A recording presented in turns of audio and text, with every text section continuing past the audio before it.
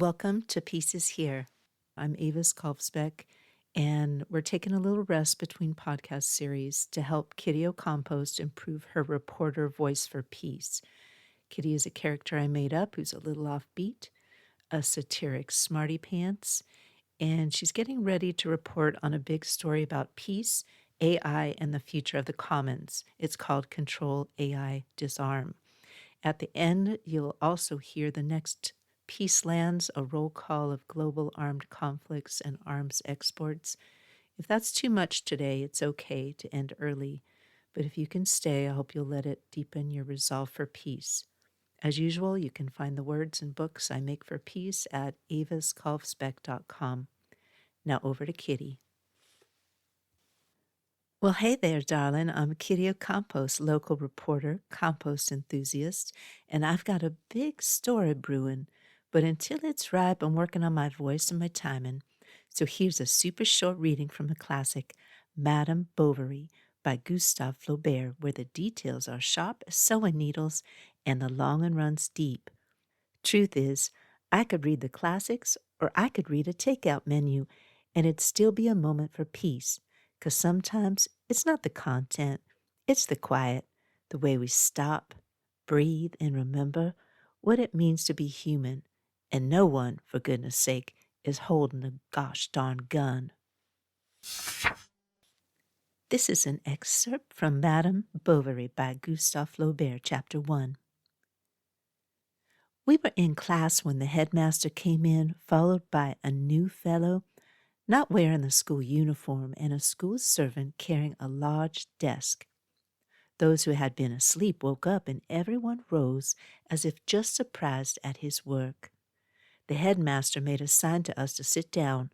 Then turning to the classmaster, he said to him in a low voice, "Monsieur Roger, here is a pupil whom I recommend to your care. He'll be in the second. If his work and conduct are satisfactory, he will go into one of the upper classes as becomes his age." The new fellow, standing in the corner behind the door so that he could hardly be seen, was a country lad of about 15 and taller than any of us. His hair was cut square on his forehead like a village chorister's. He looked reliable, but very ill at ease. Although he was not broad-shouldered, his short school jacket of green cloth and black buttons must have been tight around the armholes and showed at the opening of the cuffs red wrists accustomed to being bare. His legs in blue stockings looked out from beneath yellow trousers drawn tight by braces. He wore stout, ill-cleaned, hobnailed boots. We began repeating the lesson. He listened with all his ears, as attentive as if at a sermon, not daring even to cross his legs or lean on his elbow. And when at 2 o'clock the bell rang, the master was obliged to tell him to fall into line with the rest of us. When we came back to work, we were at the habit of throwing our caps on the ground so as to have our hands more free. We used from the door to toss them under the forms so that they hit against the wall and made a lot of dust. It was the thing. But whether he had not noticed the trick or did not dare to attempt it, the new fellow was still holding his cap on his knees even after prayers were over. It was one of those headgears of composite order in which we can find traces of the bearskin, shako, billycock hat, sealskin cap, and cotton nightcap, one of those poor things, in fine, whose dumb ugliness has depths of expression like an imbecile's face. Oval, stiffened with whalebone, it began with 3 round knobs, then came in succession lozenges of velvet and rabbit skin separated by a red band. After that, a sort of bag that ended in cardboard polygon covered with complicated braiding, from which hung, at the end of a long, thin cord, small twisted gold threads in the matter of a tassel. The cap was new. Its peak shone. "Rise," said the master. He stood up, his cap fell. The whole class began to laugh. He stooped to pick it up. A neighbor knocked it down again with his elbow. He picked it up once more. "Get rid of your helmet," said the master, who was a bit of a wag. There was a burst of laughter from the boys, which so thoroughly put the poor lad out of countenance that he did not know whether to keep his cap in his hand, leave it on the ground, or put it on his head. He sat down again and placed it on his knee. "Rise," repeated the master, "and tell me your name." The new boy articulated in a stammering voice an unintelligible name.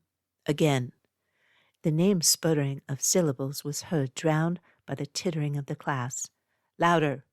cried the master, "louder!" The new fellow then took a supreme resolution, opened an inordinately large mouth, and shouted at the top of his voice as if calling someone in the word Bovary. A hubbub broke out, rose in crescendo with bursts of shrill voices. They yelled, barked, stamped, repeated Bovary, Bovary, then died away into single notes, growing quieter only with great difficulty, and now and again suddenly recommencing along the line of a form whence rose here and there, like a damp cracker going off, a stifled laugh. However, amid a range of impositions, order was gradually re-established in the class, and the master, having succeeded in catching the name of Charles Bovary, having had it dictated to him, spelt out, and reread, at once ordered the poor devil to go and sit down on the punishment form at the foot of the master's desk. He got up, but before going hesitated. "What are you looking for?" asked the master. "My cap," timidly said the new fellow, casting troubled looks around him. 500 lines for all the class," shouted in a furious voice, stopped like the quas ego, a fresh outburst. "Silence," continued the master indignantly, wiping his brow with his handkerchief, which he had just taken from his cap. "As to you, new boy, you will conjugate ridiculous sum 20 times. Then, in a quieter tone, "Come, you'll find your cap again. It hasn't been stolen." Quiet was restored, heads bent over desks, and the new fellow remained for 2 hours in an exemplary attitude, although from time to time some paper pellet flipped from the tip of a pen came bang in his face, but he wiped his face with one hand and continued motionless, his eyes lowered. In the evening, at preparation, he pulled out his pens from his desk, arranged his small belongings, and carefully ruled his paper. We saw him working conscientiously, looking up every word in the dictionary and taking the greatest pains. Thanks, no doubt, to the willingness he showed, he had not to go down to the class below, but though he knew his rules passably, he had little finish in composition. It was the curé of his village who had taught him his first Latin, his parents, from motives of economy, having sent him to school as late as possible. His father, Monsieur Charles Denis Bartholomew Bovary, retired assistant surgeon major, compromised about 1812 in certain conscription scandals and forced at his time to leave the service, had taken advantage of his fine figure to get hold of a dowry of 60,000 francs that offered in the person of a hosier's daughter who had fallen in love with his good looks. A fine man, a great talker, making his spurs ring as he walked, wearing whiskers that ran into his mustache, his fingers always garnished with rings and dressed in loud colors, he had the dash of a military man with the easy go of a commercial traveler. Once married, he lived for 3 or 4 years on his wife's fortune, dining well, rising late, smoking long porcelain pipes, not coming in at night till after the theatre, and haunting cafes. The father-in-law died, leaving little. He was indignant at this, went in for the business, lost some money in it, then retired to the country where he thought he would make money. But as he knew no more about farming than calico, he rode his horses instead of sending them to plough, drank his cider in bottle instead of selling it in cask, ate the finest poultry in his farmyard, and greased his hunting boots with the fat of his pigs. He was not long in finding out that he would do better to give up all speculation. For 200 francs a year he managed to live on the border of the provinces of Caux and Picardy, in a kind of place half farm, half private house, and here, soured, eaten up with regrets, cursing his luck, jealous of everyone, He shut himself up at the age of 45, sick of men, he said, and determined to live at peace. His wife had adored him once upon a time. She had bored him with 1,000 civilities that had only estranged him the more. Lively ones, expansive and affectionate. In growing older, she had become, after the fashion of wine that exposed to air turns to vinegar, ill-tempered, grumbling, irritable. She had suffered so much without complaint at first, until she had seen him going after all the village drabs, and until a score of bad houses sent him back to her at night, weary, stinking drunk. Then her pride revolted. After that she was silent, bearing her anger in a dumb stoicism that she maintained till her death. She was constantly going about, looking after business matters. She called on the lawyers, the president, remembered when bills fell due, got them renewed, and at home ironed, sewed, washed, looked after the workmen, paid the accounts, while he, troubling himself about nothing, eternally besotted in sleepy sulkiness, whence he only roused himself to say disagreeable things to her, sat smoking by the fire and spitting into the cinders. Thank you for letting me practice Kitty's reporting voice for the big story ahead. Control AI DISARM. Now stay with me a few minutes longer if you're able for the Next Peacelands. Podcasts usually have ads you fast forward through. This one doesn't. Instead, I invite you to pause here just for a few minutes and listen with an open heart, not to memorize the numbers, not to analyze the politics.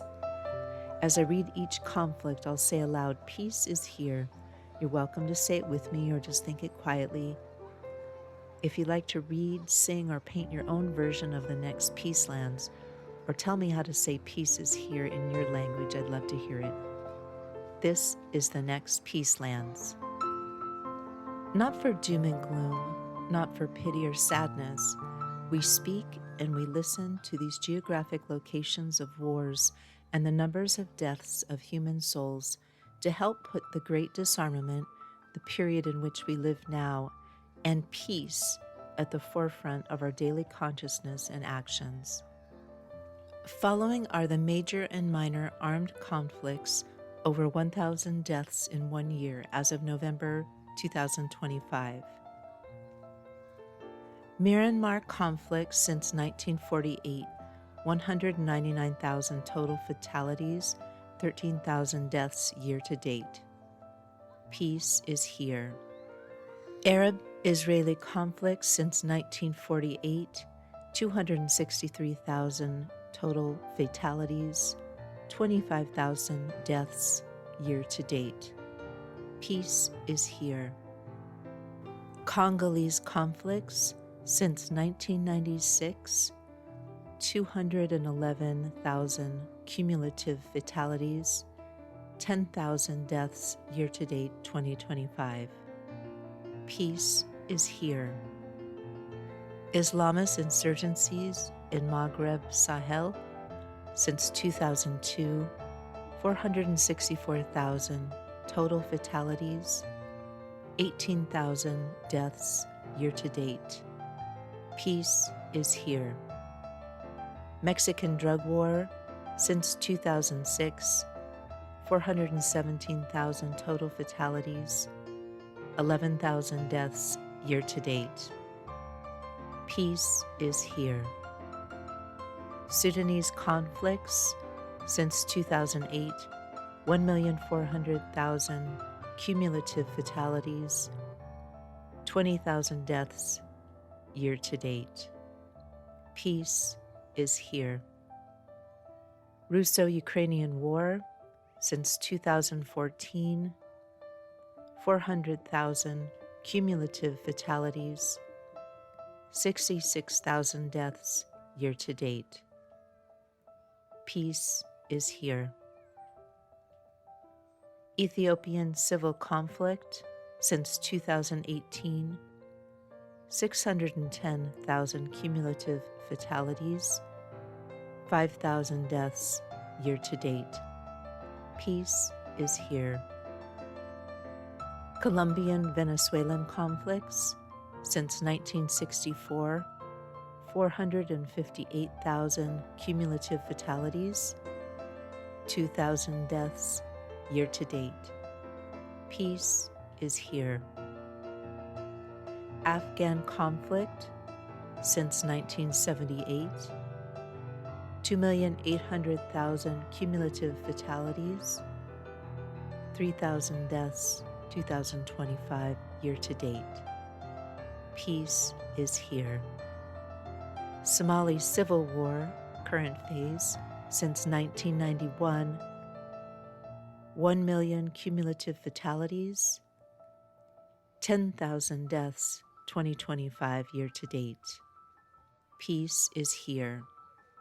Civil conflicts in Nigeria since 1998, 104,000 cumulative fatalities, 3,000 deaths year to date. Peace is here. The Yemeni civil war crisis since 2011, 382,000 cumulative fatalities, 3,000 deaths year to date. Peace is here. Syrian conflict spillovers since 2011, 656,000 cumulative fatalities, 9,000 deaths year to date.